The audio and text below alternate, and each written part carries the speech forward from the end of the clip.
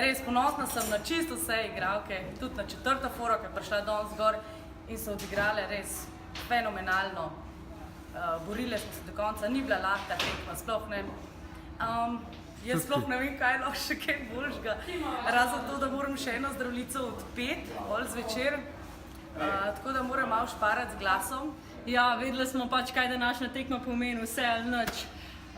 Začela sem mogoče malo nervozno, ampak potem, ko smo se nekako sprostili, ko smo dosegli tisti izenačujoči zadetek in potem še enega, so nekako začeli goli padati. Tako da tekma definitivno ni bila lahka, ampak dokazali smo, da smo mogoče nekako dozorele, da smo znali to tekmo, ki je bila seveda v naših rokah, pripeljati do konca in pač osvojiti to prvenstvo. Res je, po 15 letih gremo spet divizijo višji. Bila sem zraven, ko smo šli ta prvič v Južnoafriški republiki. Zdaj sem, ne vem, 15 let starejša.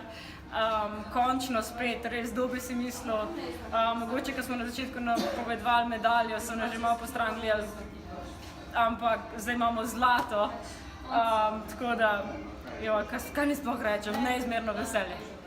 Ja, današnja tekma, šli smo v tekmo malo nervozno, kljub temu, da smo se sproščali in pogovarjali vse te stvari, kako moramo začeti brez neke nervoze, treme.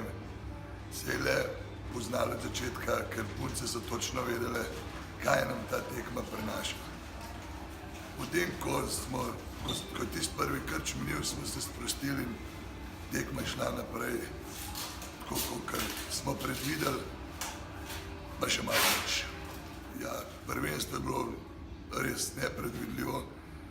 Jaz še nisem doživel takega prvenstva, kot je bilo tole. Rekli smo, da gremo na Škotsko po medaljo. Nekateri so bili malo skeptični, tudi posmehljivi. Tudi mi si nismo mislili, da bomo zlato dobili. Ampak nismo nič rekli, katero medaljo. Eno smo bomo prinesli in smo jo. Naslednje leto divizija više je. Kaj ne rečem, če bo pravic povem, si nisem mislil, da bomo s to generacijo kdaj prišli v prvo divizijo. Ampak očitno je delo, ki ga upravljamo v zadnjih nekaj let, končno obrodilo sadove in mislim tudi, da smo zasluženo letos tlele prvi.